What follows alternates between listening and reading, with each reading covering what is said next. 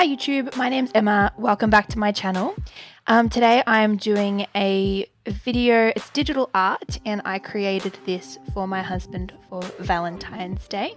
I used Pinterest for my references, which you can see me doing now. I wanted to create an elf picture using elven armor from Lord of the Rings. So that's where I got all of my references from, and used some of the pictures for guides as well. So you'll see me doing that and I just find that gives me really good practice and really helps me a lot with my digital drawing process. Even traditional, I use the same sort of ideas.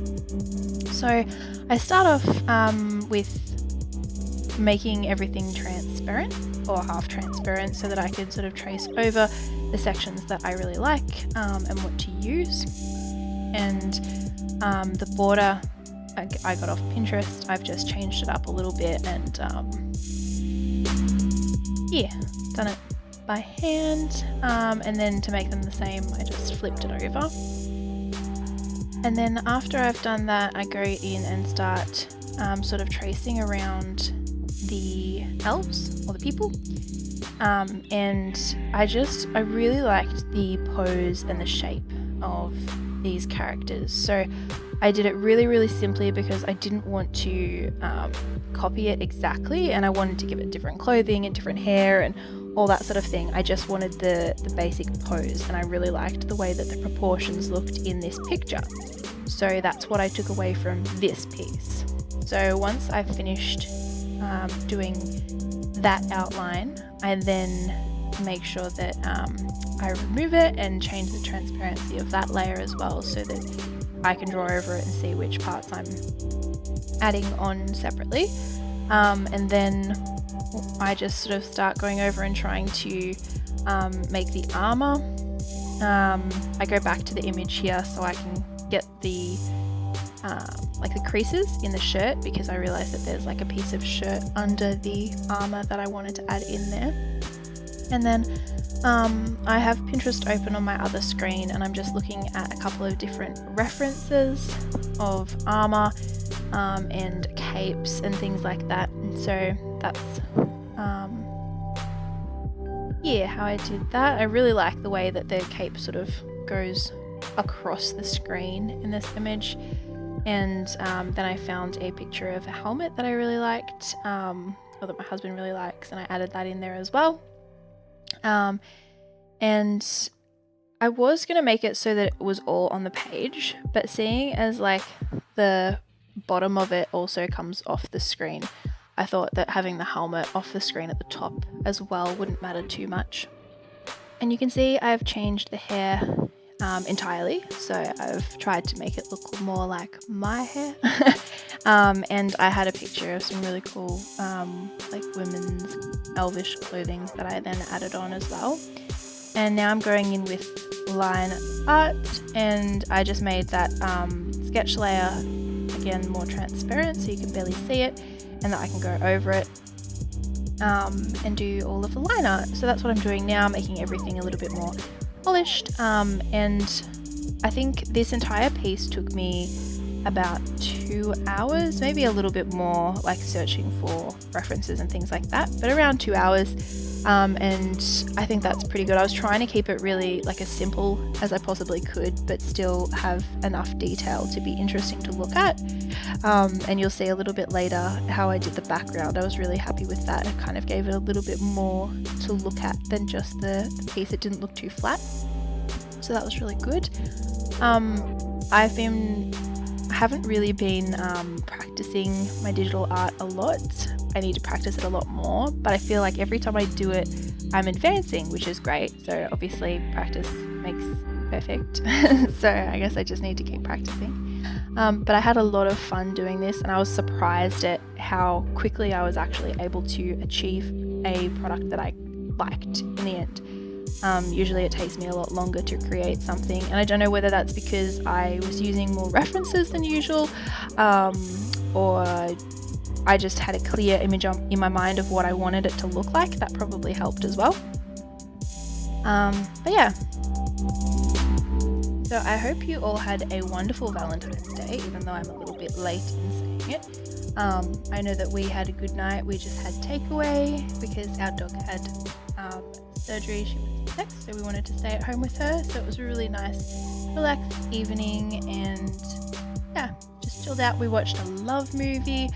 Can't remember the name of it, but it was really good. But yeah, let me know what you did for Valentine's Day, if you did anything interesting. So you can see I'm just going in with colour now, and I don't know whether there's a more productive or easier way to colour. I kind of just do it the same way that I would colour anything else, and just kind of colour within the lines. I know a lot of people use like the paint bucket tool, but I find whenever I do that, it just doesn't, like, all of my lines connect, so I don't have an issue with it going into the background or anything like that. It just, like, you get those white lines in between the color and the line art, so I'm sure there's some sort of way to combat that, but I don't know, this way is probably, I don't know, not just as easy, but easy enough for me. If you know a better way of doing it, please let me know, because I'm always interested in trying new techniques. But I tried to keep the colors pretty similar and pretty basic as well, so that they're all blended in really well. Again, I'm not very good at planning out my artwork, so I kind of just wing it, which is probably not the best, but I do have an idea of what I want it to look like when I originally start in my mind, so I suppose that's kind of planned. I know where I'm going with the artwork, so that's important, I suppose.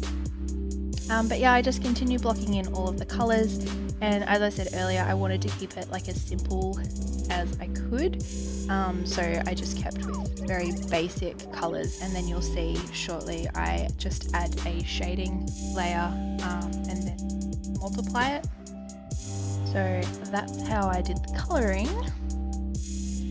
I know I don't do a lot of digital art on this channel. I do want to start doing more.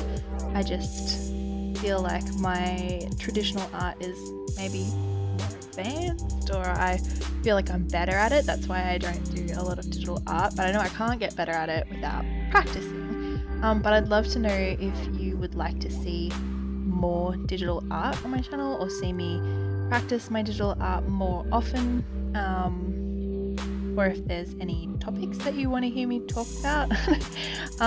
Always open to ideas, so just let me know.